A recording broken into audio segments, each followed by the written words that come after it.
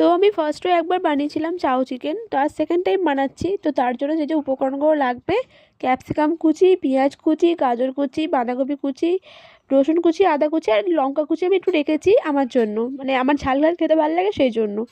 চলো মাংসটা আগে প্রিপেয়ার করে নিতে হবে। মাংসটা প্রথমে আমি ভিনেগার দিয়ে ধুয়ে নিয়েছি ভালো করে। ধুয়ে নেওয়ার পর ওর মধ্যে কুচনো রসুন, একটু গোলমরিচ গুঁড়ো আর সোয়া সস দিয়ে ওটাকে 15 মিনিটের জন্য মেখে রেখে দিয়েছি। আর এদিকে আমার বয়েলটা হয়ে গেছে, চাউমিন আগেই বয়েল করে নিয়েছি। তো এবার আমি মাংসটা আগে করে নেবো। কষা মাংস থাকলেও তোমরা দিতে পারো, আমি এখানে কষা মাংস দিচ্ছি না, আমি এখানে কাঁচা মাংসই দিচ্ছি।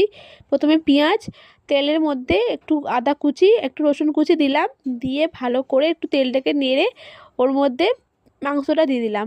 ডিমের সাদা অংশটাও দিতে হবে, তো আমি অল্প করে ডিমের সাদা অংশটা দিয়ে দিলাম।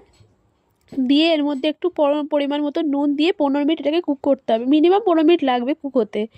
তো আমি এখানে ডিমটাও তোমার ভাজবো, সেই জন্য আমি ডিমের মধ্যে হলুদ অংশটা নিয়েছি, ওর মধ্যে একটু নুন দিয়েছিলাম, গোলমরিচ গুঁড়ো দিতে পারো চাইলে, আমি এখানে দিইনি। তো চলো এবার ডিমটাকে আমি ভেজে নিই।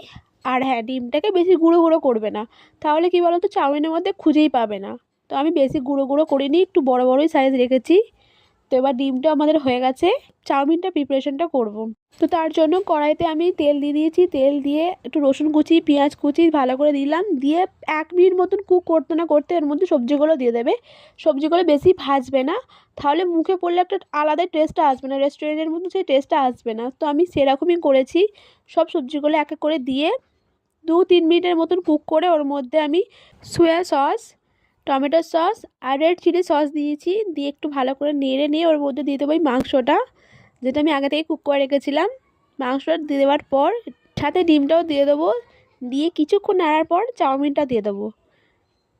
তো চাউমিনটা দিয়ে ভালো করে নেড়ে হয়ে যাবে আমাদের চাউ চিকেন। আর ওপর থেকে আমি একটু কাঁচা পেঁয়াজ আর টমেটো সস ছড়িয়ে পরিবেশন করেছি। তো আমার রেডি চাউ চিকেন।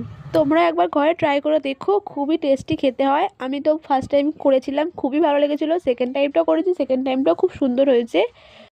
তো চলো আজ এই পর্যন্ত, আবার দেখা হবে কোনো নিউ ব্লগে। সবাই ভালো থেকো, বাই বাই।